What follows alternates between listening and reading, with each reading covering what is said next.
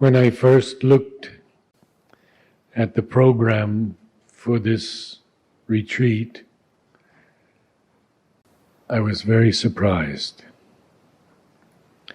because HP put me in for 1 hour on Savitri. And I had never spoken to a group before on Savitri. I usually leave that to those few people who have deeper insights. But after 54 years of reading Savitri, as I mentioned, 10 years in Oroville at the Matri Mandir, and preparing the lexicon of an infinite mind, which is a dictionary of words and terms in Savitri, on which I spent 2 years with Mary Helen, my wife, before she passed away of cancer. And then I ran into a problem with having it printed. I had completed the entire manuscript. And I had purchased for $400 the Oxford English Dictionary on DVD, as well as the concise dictionary that was in very fine print in 2 volumes. So I wrote to Oxford Dictionary asking permission to use their definitions. And they wrote back and asked how many definitions, and I said about 3,000. And he said, "Oh, that would be a lot." He said, "And we charge £50 per definition." Where was I going to find that money? So I had to redo the entire work, take out all the Oxford definitions, and go to the free sources on the internet. And there are many, Webster and Random House, and it was wonderful, dictionary.com, but it took a long time. So a year ago it was finally published. Lexicon of an Infinite Mind. And then the supplement to the lexicon, well, let me go through it first. The Lexicon of an Infinite Mind is all the definitions given by Sri Aurobindo and Mother to words and phrases in Savitri. And then the second tier is from the dictionary. The supplement is the answers given by disciples over many years. Purani, Nolini, to whom we asked many questions, and he graciously sat and answered everything, and we recorded them. And when we finally left Oroville in 81, because there were a lot of problems, they confiscated my camera and all the things and used erased Nolini's answers. We also had many answers from Madhav Pandit, from Alokwai, and others. Jumur especially answered many of the difficult phrases and terms. So that has just been published, the supplement to the lexicon. It was a way of immersing ourselves in Savitri day to day, often 6 to 10 hours a day. And we went through the book 8 times while Mary Helen was alive, from cover to cover. Tonight, I'm going to take a journey with you into Canto 2, The Issue. This is the big issue. we learned that Satyavan was going to die on this day, because Savitri takes place in one day. The whole of Savitri takes place in one day. So now we have the knowledge that Satyavan is going to die. And we see Savitri in the issue, and she is withdrawn. I will read it piece by piece, and then at the end I'll read the entire passage. A while, withdrawn in secret fields of thought, her mind moved in a many-imaged past that lived again and saw its end approach. Now these secret fields of thought, her mind is moving in this past that has many images. Obviously, if we look back, we also see so many remembrances. And the past lives again and sees its end approach. And dying, it lived imperishably in her. Transient and vanishing from transient eyes, invisible, a fateful ghost of self, it bore the future on its phantom breast. These lines in Savitri, these mantric lines, if possible, read Savitri out loud, always, so that the mantra sounds in the inner being. Even if it's one line or two, you can recite it throughout the day. Along the fleeting events' far backward trail, regressed the stream of the insistent hours, and on the bank of the mysterious flood, peopled with well-loved forms now seen no more, and the subtle images of things that were, her witness spirit stood reviewing time.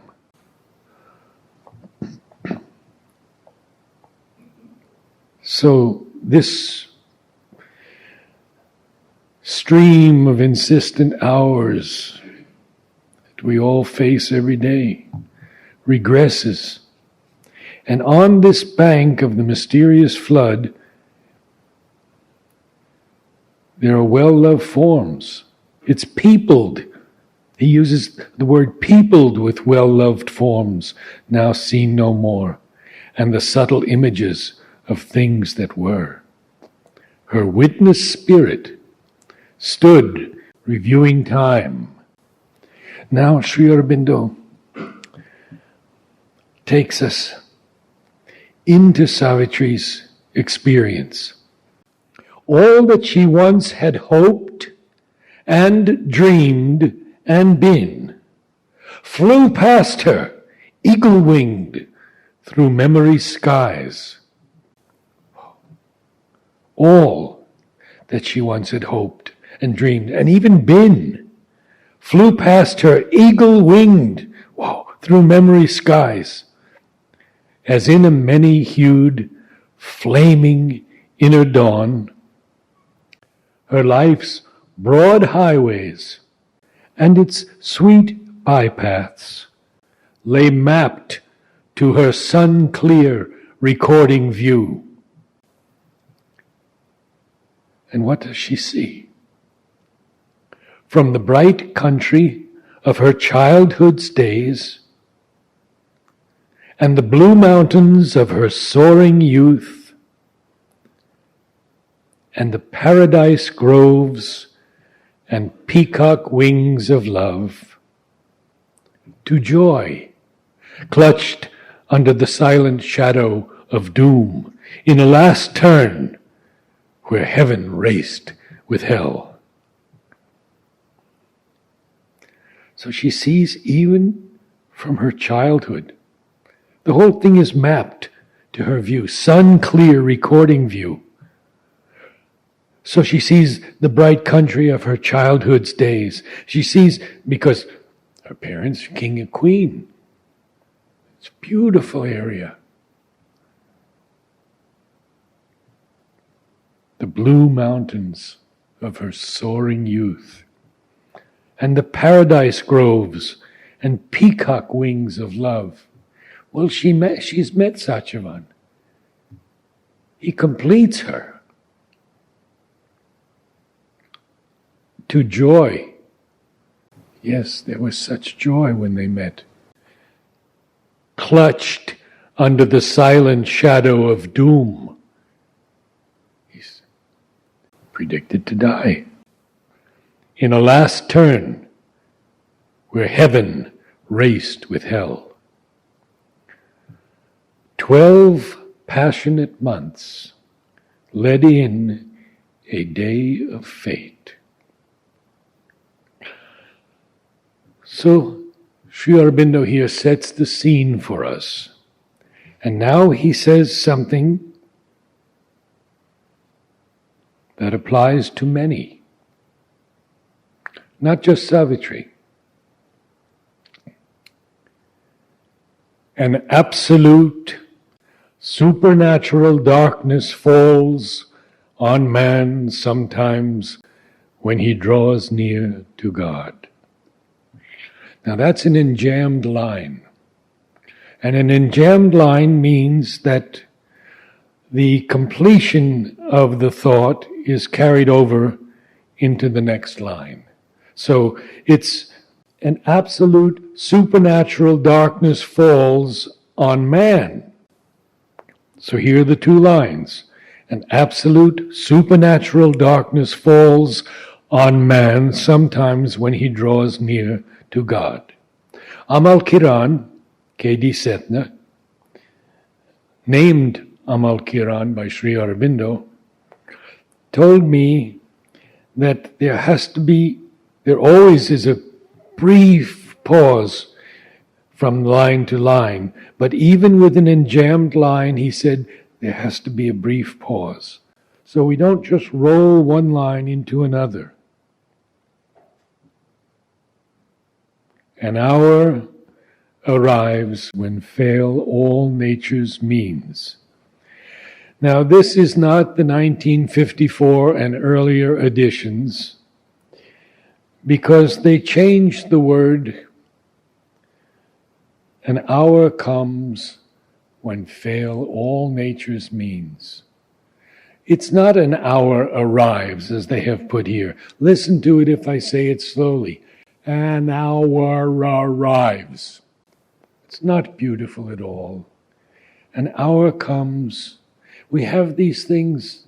Who is this that comes? The bride. Or he comes into our darker parts, and curtained by the darkness does his work. Another two lines from Savitri. An all-knowing guest and guide. So it's an hour comes when fail all nature's means. Forced out from the protecting ignorance and flung back on his naked primal need, he at length must cast from him his surface soul and be the ungarbed entity within. Now, look at these lines. Sri Aurobindo uses powerful words here. You can't read this like you would read some lines in a book. When fail and flung, forced, three F's right there. An hour comes when fail all nature's means, forced out from the protecting ignorance and flung back on his naked primal need. He at length must cast from him his surface soul and be the ungarbed entity within. Now, the protecting ignorance. What's our cliche? Ignorance is bliss. Yeah, ignorance is bliss. We don't know it? No problem. We don't want to know. But he's forced out from that protecting ignorance, and he's flung back on his naked primal need, and he has to cast from him that surface soul and be the ungarbed entity within. Colon.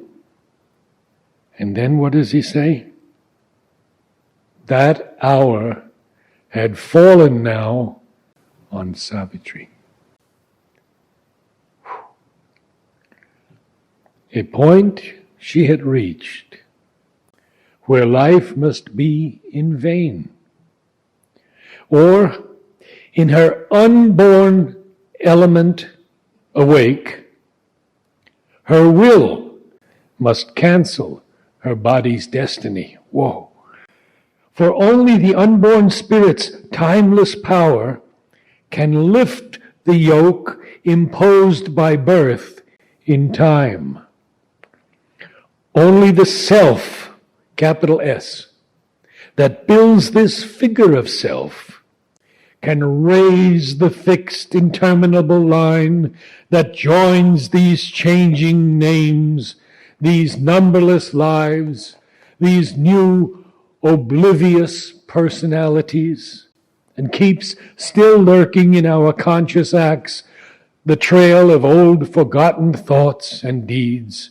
Disown the legacy of our buried selves, the burdensome airship to our vanished forms, accepted blindly by the body and soul. Her will, Savitri's will, must cancel her body's destiny. Now, there are two lines in Savitri that tell us that both Mother and Sri Aurobindo are self-born. They choose to come here amongst us. A conscious frame was here, a self-born force.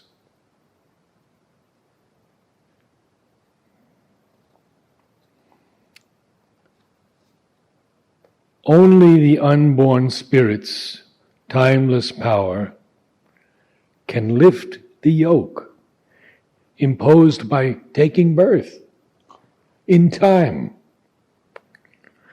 Only the self, capital S, that builds this figure of self can raise the fixed, interminable line that joins these changing names, these numberless lives, these new, oblivious personalities. And still there's lurking in our conscious acts this whole trail of old forgotten thoughts and deeds. We have to disown the legacy of our buried selves, this burdensome airship to our vanished forms that are accepted blindly by us, by the body and soul. And then he says, an episode in an unremembered tale, its beginning lost, its motive and plot concealed, a once living story has prepared and made our present fate child of past energies. Whoa. The fixity of the cosmic sequences, the fixity of the cosmic sequences, fastened with hidden, inevitable links, she must disrupt, dislodge by her soul's force her past, a block on the immortal's road, make a raised ground, and shape anew her fate. Now, this is interesting because we just had a few lines back can raise the fixed interminable line. And now Sri Aurobindo uses the word again. Make a raised ground and shape anew her fate. You know these days when they implode buildings, how the building just goes in on itself, take a bulldozer and wipe it away. Make a raised ground, clean ground. Incredible. She has to do this. But she can do it. She's Savitri. And we can do it because we have the Divine Mother's help at every moment. She once wrote to me, "The love and blessings are always and everywhere with you both." And when Mary Helen was soon to pass away, I had forgotten my copy of Savitri downstairs. She could no longer walk on the stairs, down the stairs. And she says, "My copy is over there." And I picked it up, opened it just randomly, and there was Mother's note to her. "Fear not, I am with you."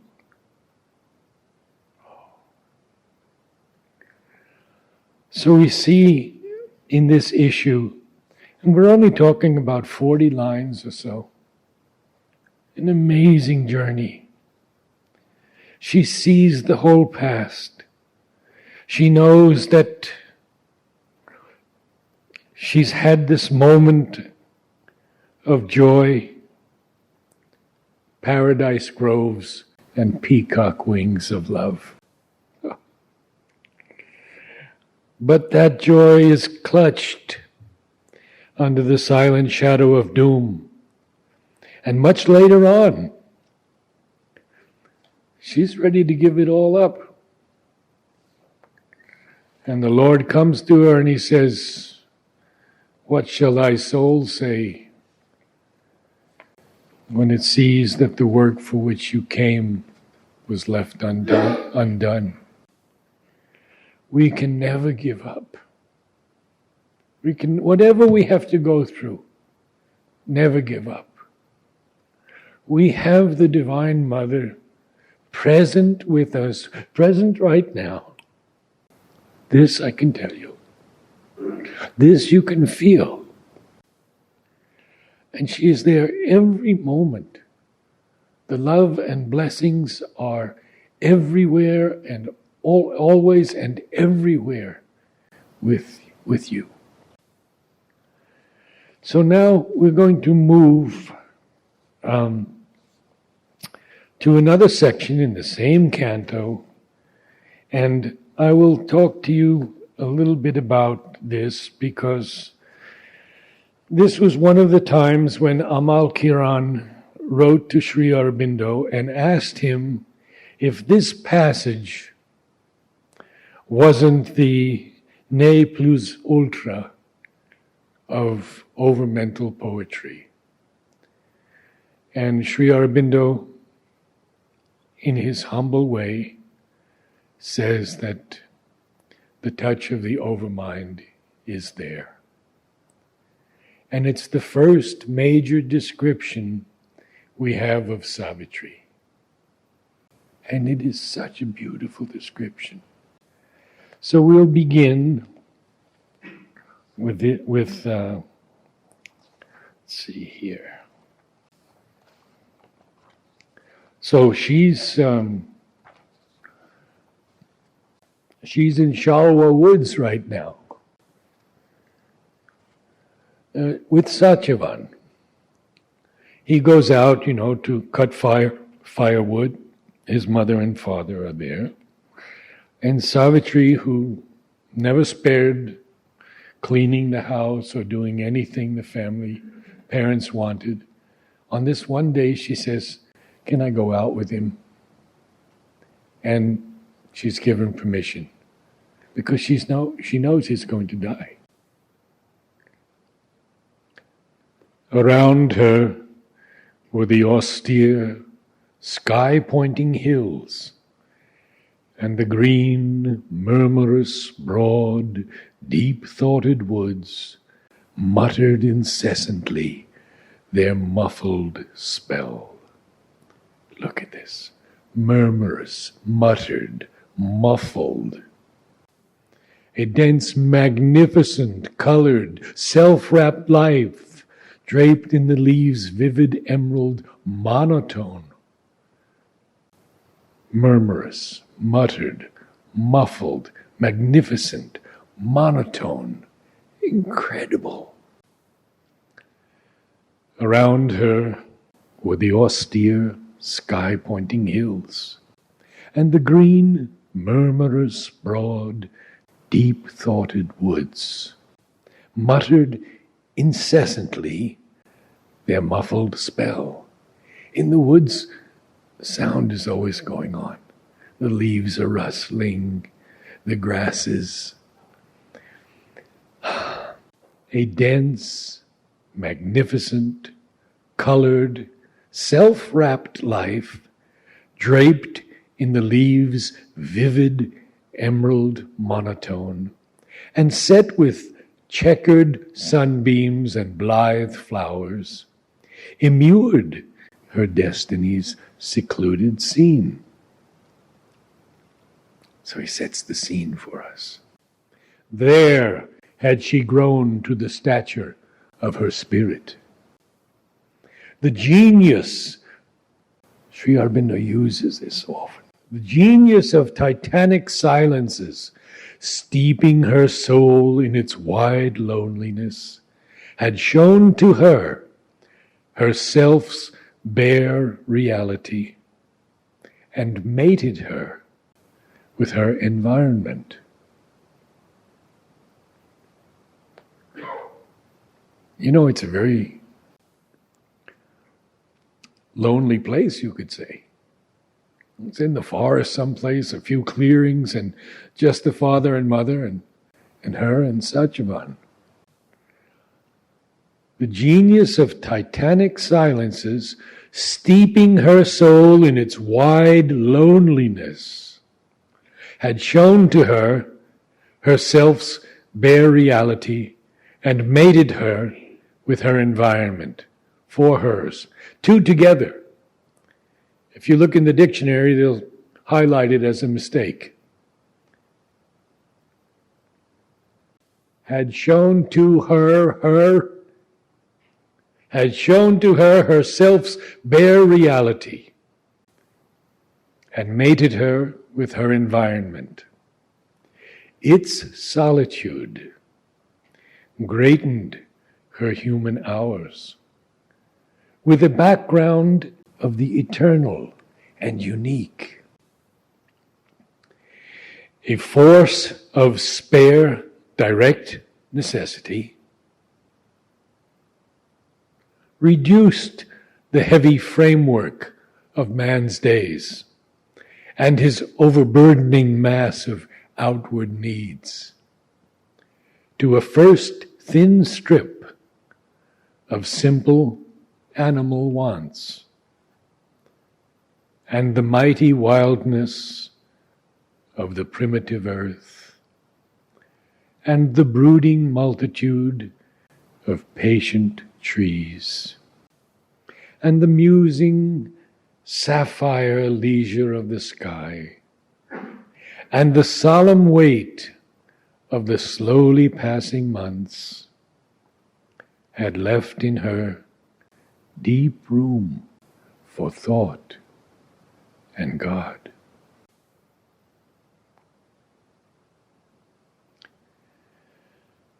There was her drama's radiant prologue lived. Prologue. He's not past yet. A spot for the eternal's tread on earth, set in the cloistral yearning of the woods and watched by the aspiration of the peaks, appeared through an aureate opening in time where stillness listening felt the unspoken word, and the hours forgot to pass towards grief and change. We see the scene, we can see everything. The sky, the patient trees, the primitive earth, all these outward needs done away with, very simple sylvan life. His father, of course, is blind, Jumatsana. There was her drama's radiant prologue lived. Now, here, with the suddenness divine advents have, repeating the marvel of the first descent, changing to rapture the dull earthly round, love came to her, hiding the shadow, death. Now this is about love. Well might he find in her his perfect shrine. Since first the earth beings heavenward growth began, through all the long ordeal of the race, never a rarer creature bore his shaft, that burning test of the Godhead in our parts, a lightning from the heights on our abyss. All in her pointed to a nobler kind,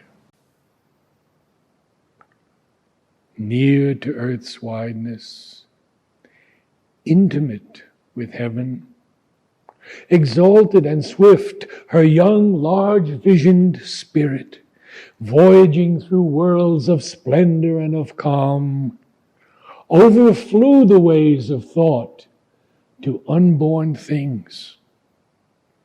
Ardent was her self-poised, unstumbling will, her mind a sea of white sincerity, passionate in flow, had not one turbid wave. And now begins that passage where Sri Aurobindo gives us the first description of Savitri. And it is so beautiful that I'm not going to comment. We know that love has come to her. And we know that he's hiding the shadow, death. But all of that now is over here.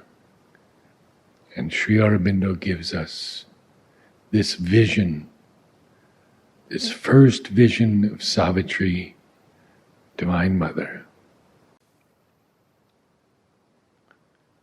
As in a mystic and dynamic dance, a priestess of immaculate ecstasies, inspired and ruled from truth's revealing vault, moves in some prophet cavern of the gods, a heart of silence in the hands of joy, inhabited with rich creative beats, a body like a parable of dawn that seemed a niche for veiled divinity, or golden temple door to things beyond.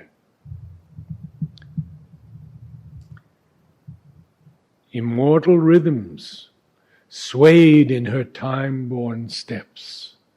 Her look, her smile awoke celestial sense even in earth stuff, and their intense delight poured a supernal beauty on men's lives.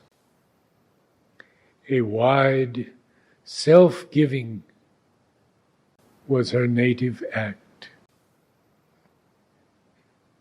a magnanimity as of sea or sky, enveloped with its greatness all who came, and gave a sense as of a greatened world. Her kindly care was a sweet, temperate sun. Her high passion, a blue heaven's equipoise.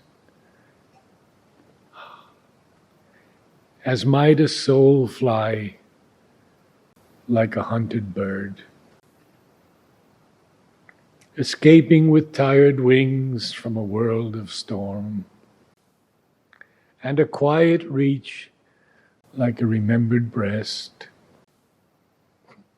In a haven of safety and splendid soft repose, one could drink life back in streams of honey fire, recover the lost habit of happiness, feel her bright nature's glorious ambience, and preen joy in her warmth and colors rule.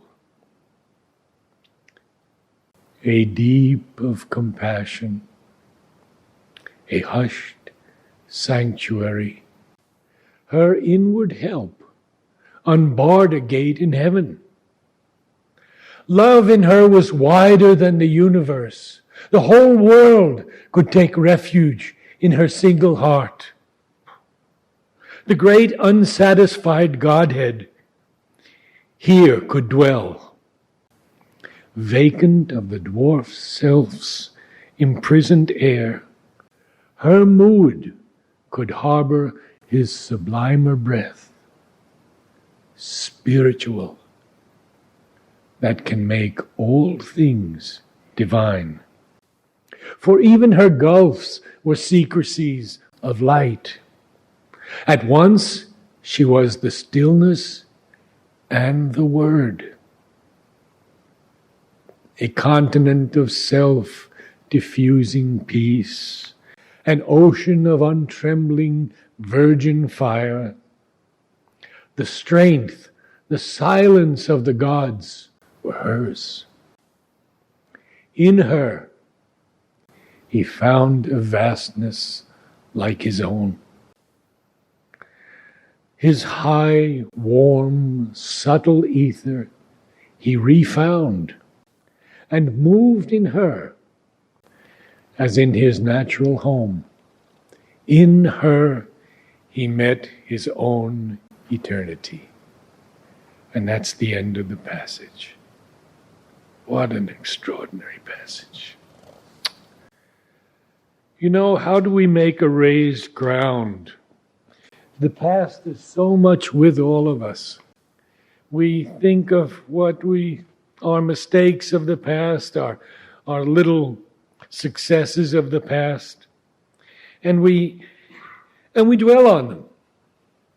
We dwell on a loved one's passing. We dwell on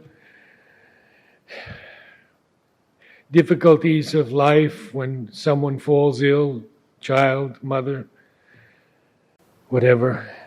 And you know what Mother says in her prayers and meditation? She says, at every moment we must shake off the past like fading dust, that it may not soil the virgin path, which at every moment also is opening before us.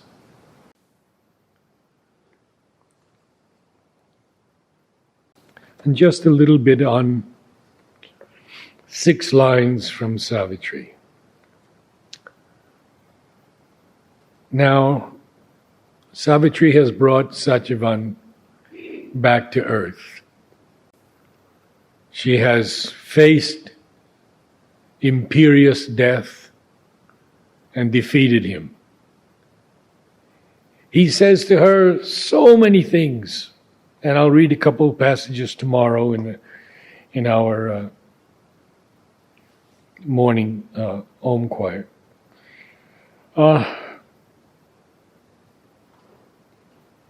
He was eaten by light. At the end, he is eaten by light, and she defeats him, brings Satyavan back to earth. And he says to the people, "Behold, at noon, leaving this house of clay, I wandered in far-off eternities, yet still, a captive in her golden hands, I tread your little hillock called green earth, and in the moments of your transient sun, live glad among the busy works of men." Contemplate for a moment this wondrous reply in 6 lines of Satyavan to his father's gentle scolding of Savitri. At noon, leaving this house of clay. For in the epic, his death in the forest takes place at noon. Not a departure of an early morning soul, or one who leaves enfolded in the dark rooms of night, but at a time when the sun is at its most brilliant, showering the earth with light. Satyavan, as Sri Aurobindo writes, is the soul carrying the truth of being within itself, but descended into the grip of death and ignorance. Descended into the grip of death and ignorance. The divine realized soul does not become ignorance, but descends into death, and then is saved by Savitri, the Divine Mother. After leaving his body, this house of clay, and wandering in far-off eternities, all the while a captive in Savitri's golden hands, he returns and replies to his father, "I tread your little hillock called green earth." For the soul released from the grip of death and ignorance, after traveling in far-off eternities, where we cannot even hazard a guess, returning to earth a joyous captive of the Divine Mother, the earth appears to be nothing more than a green hillock. And yet, Satyavan lives glad in the moments of a sun that is transient, among the busy works of men. As Sri Aurobindo once wrote to Dilip Kumar Roy, I paraphrase, "The earth is a conscious being, and the world is only the form it takes to manifest." Predating the Gaia theory by 30-some years. This statement of the avatar, far surpassing the Gaia theory in its infinite scope, promises an earth returned to beauty, to manifest, and an inconceivable perfection. I once wrote to Mother a question about what would happen to plants and flowers in the new creation. Her reply filled me with joy and gratitude, for she said that the flowers would be amongst the first to change, be transformed, because their entire life is an aspiration for light. Imagine the beauty to come with flowers brilliant with the divine light, colors such as never seen before, fragrances that can transform suffering and sorrow into a life free of pain and filled with joy. This little hillock, divinely ordained for the manifestation of the life divine, must be nourished, protected, felt and ultimately realized as a conscious being, and through the sincerity, prayer, and efforts of souls attuned to her infinite possibility of perfection, saved from the destruction and devastation man has wreaked upon her.